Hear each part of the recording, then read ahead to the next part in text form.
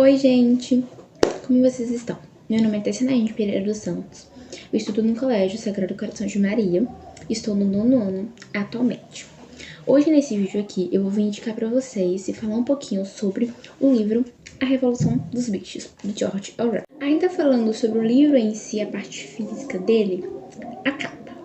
A capa, ela vai remeter literalmente tudo que vai mais ou menos acontecer no livro. A ideia central, o objetivo principal do livro. Você pode ver aqui que tem todos os animais, né, praticamente, insinuando conflito, que é justamente para acontecer essa revolução que no título diz que vai acontecer. Ele possui 111 páginas, olha, 111 páginas, e um livro bem fininho, como vocês podem ver, ó, pouquíssimas páginas comparadas a outros livros. Aqui na frente fala um pouquinho sobre o autor, George Orwell, e aqui no fundo fala um pouquinho sobre o histórico em si do livro. Lembrando que ele é somente feito por palavras mesmo, não há nenhuma ilustração, não imagem, nada do tipo. Lembrando que essa capa, por exemplo, ela é somente uma das edições que tem. A Revolução dos Bichos, ela tem várias outras edições e você pode encontrar vários outros livros com outros tipos de capa. A Revolução dos Bichos, como eu já falei anteriormente, ela foi feita por George Orwell e foi publicada no ano de 1945. E ganhou um destaque especial porque foi considerado um dos melhores livros do século XX. Diferentemente de outros livros quaisquer por aí, este livro aqui em especial, ele tem um contexto muito bem exemplificado, muito bem ligado, muito bem explicado. A Revolução dos Bichos, ela tem uma forte ligação com a Revolução Russa. Ele fazia parte de um grupo socialista que apoiava o governo proletário, com mais participação popular, digamos assim. George Orwell era o pseudônimo de Eric Arthur Blair, escritor e jornalista inglês. Ele era conhecido pelo seu livro 1984, cujo enredo se passa mais ou menos num país fictício onde há um regime político totalitário. Ele nasceu em Monterrey, na Índia Britânica, no dia 25 de junho de 1903. Ele era filho de um funcionário público que servia a coroa e a sua mãe era filha de um comerciante francês.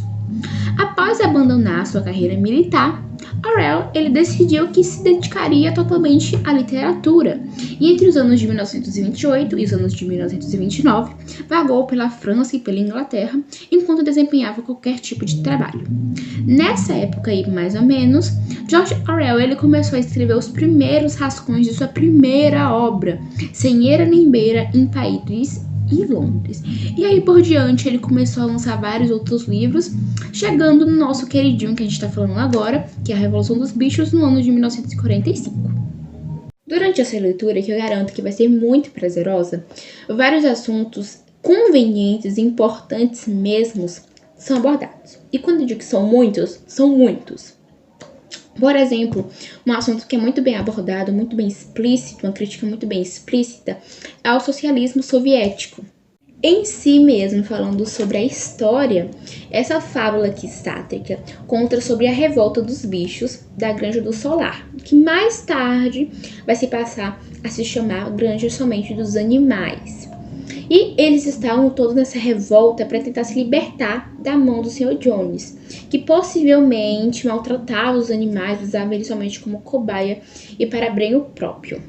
Então, a partir dessa incrível, ou não tão incrível assim, ideia, muitas coisas começam a mudar. Investidas, armações, acordos, conflitos, surpresas, desapontamentos, confiança, traição, é o que você mais vai encontrar nessa prosa.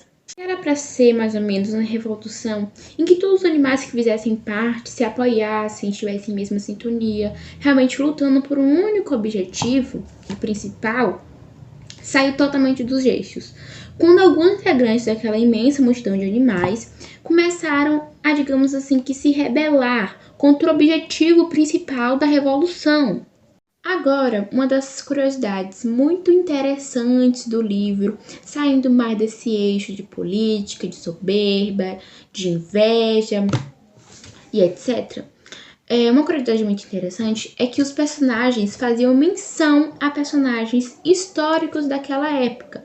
Como assim? Por exemplo, o Napoleão, que é um dos personagens lá do livro da Revolução dos Bichos, faz menção ao personagem histórico Stalin, que fez parte da Revolução Russa.